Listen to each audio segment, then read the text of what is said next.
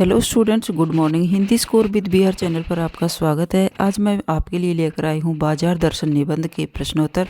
तो पिछले वीडियो में हमने पढ़ा था बाजार दर्शन के सारांश, और अब इसके देखते हैं प्रश्नोत्तर। तो जिसके राइटर हैं जैनेन्द्र कुमार।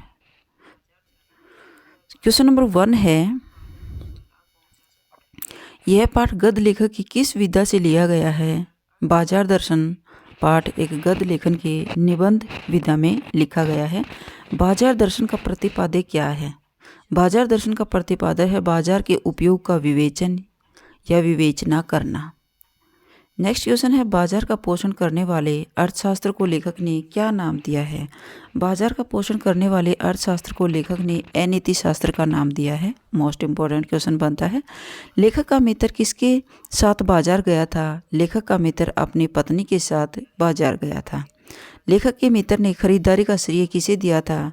लेखक के मित्र ने खरीदारी का श्रेय अपनी पत्नी को दिया था। नेक्स्ट क्वेश्चन है, कौन पैसा और पैसा होता तो और सामान आता, और पैसा होता तो और सामान आता, क्या देखकर लेखक के मन में यह बात आई? मित्र के द्वारा खरीदे गए सामान और मनी बैग को देख करके तो लेखक के मन में विचार आया कि अगर इनके पास पैसा और होता तो और भी सामान खरीद लेते। लेखक के अनुसार पैसा क्या है? लेखक के अनुसार पैसा एक पावर है। पैसे की परचेजिंग पावर के प्रयोग में क्या है? पैसे की परचेजिंग पावर के प्रयोग में एक पावर का रस है। नेक्स्ट है, बाजार का काम क्या है? बाजार का काम है ग्राहकों को अपनी ओर आकर्षित करना। बाजार के जादू का प्रभाव कब पड़ता है? जब ग्राहक का मन खाली होता है तो उसके ऊपर बाजार के जादू का प्रभाव अधिक पड़ता है। नेक्स्ट है, न चाहते हुए या ज़रूरत न होने पर भी लोग कब बाजार से सामान खरीदते हैं? जब मन उनका खाली होता है, अर्थात वो कितनी भी वस्तु खरीद लें उनका मन नहीं भरता, ऐसे लोग अधिक खरीदते हैं। नेक्स्ट है, हमें बाजार कब जाना चाहिए? जब हमारा मन खाली न हो, अर्थात हमारा मन पर हम अपने मन पर कंट्रोल कर सकें। लेखक का क्या सलाह देता है? बाजार जाते वक्त मन को बंद रखने की सलाह देता है, अर्थात अधिक से अधिक वस्तुओं को देखकर अपने मन को लालायित न होने दें। अपने मन पर कंट्रोल होना चाहिए कि हमें किस वस्तु के लिए हम बाजार आए थे, सिर्फ वही वस्तु हमें खरीदनी चाहिए। बाजार को शैतान का जाल किसने कहा है? लेखक के मित्र ने बाजार को शैतान का जाल कहा है। मोस्ट इम्पोर्टेंट क्वेश्चन बनता है। बाजार क्या देखता है? बाजार क्रय शक्ति को देखता है। बाजारवाद को बढ़ावा कौन देता है? मन का खालीपन बाजारवाद को बढ़ावा देता है। नेक्स्ट क्वेश्चन है, बाजार जाते समय बाजार के जादू के प्रभाव से बचने का सरल उपाय क्या है? मन का खाली न होना, अर्थात अपने मन पर कंट्रोल होना बाजार के जादू के प्रभाव से बचने का सरल उपाय है। बाजार का आमंत्रण कैसा होता है? बाजार का आमंत्रण मूक, मौन और चाह जगाने वाला होता है। नेक्स्ट, बाजारूपन से क्या अभिप्राय है? बाजारूपन से अभिप्राय है बाजार से अनावश्यक वस्तुएं खरीदना। कौन लोग बाजारूपन को बढ़ाते हैं? परचेजिंग पावर वाले लोग, या ऐसे लोग जो बाजार से अनावश्यक वस्तुएं खरीदते हैं वो बाजारूपन को बढ़ा देते हैं। नेक्स्ट क्वेश्चन है, बाजार की सार्थकता कौन देता? बाजार को सार्थकता कौन देता है? बाजार को सार्थकता वो लोग देते हैं जो जानते हैं कि उन्हें क्या खरीदना है, या ऐसे लोग जो बाजार से ज़रूरत की चीज़ें ही खरीदते हैं वे बाजार को सार्थकता देते हैं। लोगों के द्वारा बाजार से सामान किस हिसाब से खरीदा जाता है? लोगों के द्वारा बाजार से सामान परचेजिंग पावर के हिसाब से खरीदा जाता है। लोगों का मानना है कि हमारी पॉकेट में जितना अधिक पैसा है उतनी ही अधिक हमें आवश्यकता की वस्तुएं खरीद सकते हैं, और वो गलती से अनावश्यक वस्तुएं खरीद लाते हैं। परचेजिंग पावर वाले लोग बाजार को क्या देते हैं? परचेजिंग पावर वाले लोग बाजार को शैतानी ताकत और या शक्ति देते हैं। लेखक ने किसे पावर कहा है? लेखक ने पैसे को पावर कहा है कि लोगों के पास जितना पैसा है वो उतना ही अधिक फिजूल खर्च करते हैं। लेखक के अनुसार संयमी लोग कैसे होते हैं? लेखक के अनुसार संयमी लोग ज़रूरत भर का सामान खरीदकर अपने पैसे को बचाने वाले और बुद्धिमान लोग होते हैं।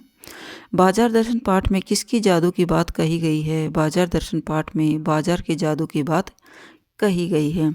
कमज़ोर इच्छा शक्ति वाले लोग किसके जादू से मुक्त नहीं हो सकते? कमज़ोर इच्छा शक्ति वाले लोग बाजार के जादू से भी मुक्त नहीं हो सकते हैं। नेक्स्ट है, लेखक ने बाजार के जादू को किस प्रकार का जादू कहा है? लेखक ने बाजार के जादू को रूप का जादू, यानी चीज़ों को ऐसी सजा धजा कर रखना जो देखने में आकर्षक लगते हैं। बाजार का आकर्षण, बाजार अपनी ओर आकर्षित करता है, उसमें सम्मोहन शक्ति होती है। भरे मन से बाजार पाने का क्या होता है? भरे मन से बाजार जाने का से क्या होता है? बाजार के जादू का प्रभाव व्यक्ति पर नहीं पड़ता। बाजार में सामान को कैसे रखा जाता है? सजा धजा कर और आकर्षित तरीके से रखा जाता है ताकि ग्राहक आए और उसको वह सम्मोहित होकर के उस वस्तु को खरीद कर ले जाए। व्यक्ति कहाँ खड़े होकर बाजार को देखता है? बाजार के चौक में खड़ा देखकर व्यक्ति बाजार को देखता है। लेखक के अनुसार लोभ की जीत क्या है? हठपूर्वक लोभ को दबाना ही लोभ की जीत है। लोभ से बचने का क्या उपाय है? मन को बंद करना चाहिए जिससे हम लोभ से बच सकते हैं, अर्थात मन पर काबू करना चाहिए। अगर हम मन पर काबू नहीं कर पाते हैं तो मन अधिक से अधिक वस्तुओं को पाने के लिए लालायित हो जाता है। मनुष्य की सब कुछ खरीदने की इच्छा कब जागती है, या मनुष्य को सब ओर की चाह कब घेरती है? जब उसे अपनी ज़रूरत का ज्ञान न हो तब व्यक्ति को सब कुछ खरीदने की इच्छा बढ़ जाती है। बाजार के जादू की तुलना किससे की है? बाजार के जादू की तुलना चुंबक के जादू से की है। नेक्स्ट है, बाजार के जादू की क्या खासियत है? बाजार के जादू की खासियत है कि ये खाली मन और जेब दोनों पर अपना गहरा प्रभाव डालता है। शून्य होने का अधिकार किसके पास है? शून्य होने का अधिकार परमात्मा के पास है। नेक्स्ट है, मन को किस बात की छूट नहीं मिलनी चाहिए? मनमानी करने की छूट नहीं मिलनी चाहिए। बाजार कब फैला ही रह जाता है? जब मन में दृढ़ लक्ष्य हो तो बाजार फैले का फैला रह सकता है। लेखक ने चूरन वाले को अकिंचित कर कहा है, जिसका अर्थ होता है, अकिंचित कर का अर्थ होता है अर्थहीन होना। लेखक के पड़ोसी कौन थे? लेखक के पड़ोसी हैं भगत जी। भगत जी किस प्रकार के व्यक्ति थे? भगत जी एक संतोषी और मन को काबू में करने वाले व्यक्ति हैं। भगत जी कितने वर्षों से लेखक के पड़ोस में रहते हैं? भगत जी 10 वर्षों से लेखक के पड़ोस में रहते हैं। भगत जी क्या बेचते थे? भगत जी चूरन बेचने का काम करते थे। भगत जी चूरन किस में रखकर बेचने जाते थे? भगत जी पेटी में रखकर चूरन बेचने जाते थे। भगत जी हर दिन किसकी कमाई करते थे? भगत जी हर दिन 6 आने की कमाई करते थे और उससे ऊपर वो लालच नहीं करते थे। बाकी बचा चूरन गरीबों के बच्चों में बांट देते थे। 6 आने की कमाई होते ही भगत जी बचे चूरन का क्या करते थे? बच्चों में मुफ्त बांट देते थे। लेखक भगत सिंह को श्रेष्ठ क्यों मानते थे? क्योंकि वो संतोषी व्यक्ति थे, उसे पैसे का लालच नहीं था। लेखक के अनुसार अगर भगत जी व्यवसाय करने के गुर सीख जाते तो आज उनकी माली हालत कैसी होती? वो बहुत अमीर होते। पैसा किस में भीख मांगता है और किसे ले लो कहता है? पैसा किस से भीख मांगता है और उसे ले लो भगत जी से कहते हैं। लेखक ने भगत जी का क्या बोलकर अभिवादन किया था? जय राम कहकर भगत जी का अभिवादन किया था। बाजार में भगत जी कहाँ रुके थे? पंसारी की दुकान पर रुकते थे, क्योंकि वहीं से उसको अपने चूरन बनाने का सामान लेना पड़ता था।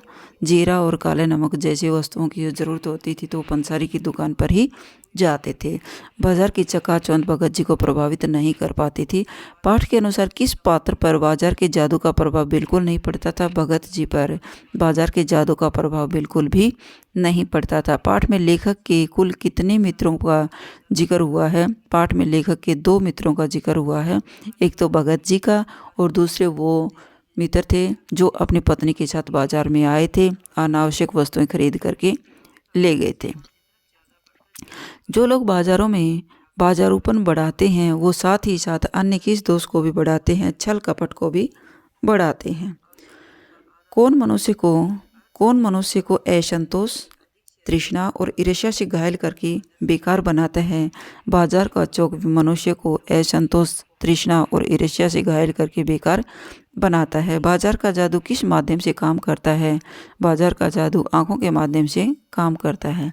बाजार से कब आनंद मिलता है? जब ग्राहक के मन में लक्ष्य निश्चित होता है कि हमें सिर्फ यही वस्तु खरीदनी है और वही वस्तु खरीदता है, तब बाजार में आनंद मिलता है। बाजार का असली उपयोगिता किस में होती है? ज़रूरत के समय काम आने में बाजार की असली उपयोगिता होती है। बाजार की सार्थकता किस में होती है? बाजार की सार्थकता लोगों की आवश्यकता पूरी करने में होती है। संचय की तृष्णा और वैभव की चाह में व्यक्ति की क्या प्रमाणित होता है? संचय की तृष्णा और वैभव की चाह में व्यक्ति की निर्बलता को प्रमाणित करती है। कौन सा योग लोभ से बचने का उपयुक्त तरीका नहीं है? हठ योग लोभ से बचने का उपयुक्त तरीका नहीं है। हठ योग का क्या प्रभाव होता है? हठ योग का प्रभाव होता है कि मन कमज़ोर हो जाता है, पीला और असक्त हो जाता है और वो अनावश्यक वस्तुएं खरीदने लग जाता है। नेक्स्ट है लेखक ने पाठ में दिल्ली के किस बाजार का जिक्र किया है? लेखक ने पाठ में दिल्ली के चांदनी चौक बाजार का वर्णन किया है। बाजारवाद का प्रमुख कारण क्या है? बाजारवाद का प्रमुख कारण है मनी बैग। नेक्स्ट है स्त्री माया ना जोड़े तो क्या मैं जोड़ूं? इस कथन से आशय है कि धन संचय के लिए सिर्फ कौन जिम्मेदार होता है? तो लेखक के अनुसार धन संचय करने के लिए सिर्फ स्त्री ही जिम्मेदार होती है। नेक्स्ट है फिजूल सामान को फिजूल समझने वाले लोगों को क्या कहा जाता है? फिजूल सामान को फिजूल समझने वाले लोगों को संयमी कहा जाता है। नेक्स्ट है क्यों न मैं मोटर वालों के यहाँ हुआ, यह किसने और किससे कहा है? क्यों न मैं मोटर वालों के यहाँ हुआ, यह लेखक ने खुद अपने आप से कहा है।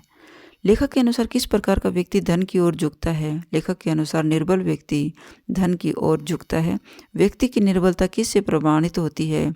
वैभव की चाह रखने से निर्बलता की प्रामाणिकता सिद्ध होती है। नेक्स्ट है पाठ में आंखें फोड़ डालने का दृष्टांत क्यों दिखा दिया गया है? आत्म संयम के लिए आंखें फोड़ने का दृष्टांत दिखाया गया है। लेखक किन शब्दों के सूक्ष्म अंतर में नहीं पढ़ना चाहता था? लेखक आत्मिक, धार्मिक और नैतिक सूक्ष्म अंतर में नहीं पढ़ना चाहता था। लेखक का दूसरा मित्र बाजार से खाली हाथ क्यों लौट आया था? क्योंकि वह कुछ भी नहीं छोड़ना चाहता था, यानी सब कुछ खरीद लेना चाहता था, इसलिए वो खाली हाथ लौट आया था। मित्र ने लेखक के सामने अपना क्या फैला दिया था? मित्र ने लेखक के सामने अपना मनी बैग फैला दिया था। ठाठ देखकर मन को बंद करना क्या है? ठाठ देखकर मन को बंद करना एक जड़ता है। तो ये आपके प्रश्न थे। अब देखिए लेखक से संबंधित मोस्ट इम्पॉर्टेंट प्रश्न। जैनेंद्र कुमार जी का जन्म किस सन में हुआ था? तो जैनेंद्र कुमार का जन्म 2 जनवरी सन 1905 में हुआ था। जैनेंद्र कुमार जी का जन्म कहाँ हुआ था? जैनेंद्र कुमार जी का जन्म कोड़ियागंज, अलीगढ़, उत्तर प्रदेश में हुआ था। मोस्ट इम्पोर्टेंट क्वेश्चन है। जैनेंद्र कुमार जी का निधन कब हुआ था? तो जैनेंद्र कुमार का निधन सन 1990 ईस्वी में हुआ था। जैनेंद्र कुमार जी पर किस बात का प्रभाव अधिक था? जैनेंद्र पर गांधीवाद का प्रभाव अधिक देखने को मिलता था। जैनेंद्र कुमार जी कौन कौन से पुरस्कारों से सम्मानित थे? जैनेंद्र जी साहित्य अकादमी पुरस्कार से, भारत भारती सम्मान से और पद्म भूषण पुरस्कारों से सम्मानित किए गए थे। नेक्स्ट क्वेश्चन है जैनेंद्र कुमार जी के प्रमुख उपन्यास कौन कौन से हैं? तो जैनेंद्र जी के प्रमुख उपन्यास है सुनीता, त्यागपत्र, परख, मुक्तिबोध और कल्याणी। मोस्ट इम्पोर्टेंट क्वेश्चन बनता है भाई।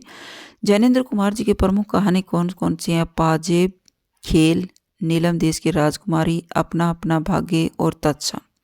ये इनकी प्रमुख कहानियां हैं। मोस्ट इम्पोर्टेंट क्वेश्चन है। काफ़ी बार इनकी रचनाओं से संबंधित प्रश्नोत्तर कॉम्पिटिटिव एग्जाम में पूछा जाता है। जैनेंद्र कुमार जी के प्रमुख निबंध कौन कौन से हैं? तो जैनेंद्र जी के प्रमुख निबंध है जड़ की बात, प्रस्तुत प्रश्न, पूर्वोदय, साहित्य का श्रेय और प्रेम, सोच विचार, समय और हम। जैनेंद्र के प्रमुख निबंध थे। तो ये आपके बाजार दर्शन से संबंधित मोस्ट इम्पोर्टेंट प्रश्न थे। अगर आपको मेरी वीडियो अच्छी लगी हो तो प्लीज़ लाइक कीजिए, शेयर कीजिए और सब्सक्राइब करना न भूलें। फिर मिलते हैं नेक्स्ट वीडियो में। Bye bye.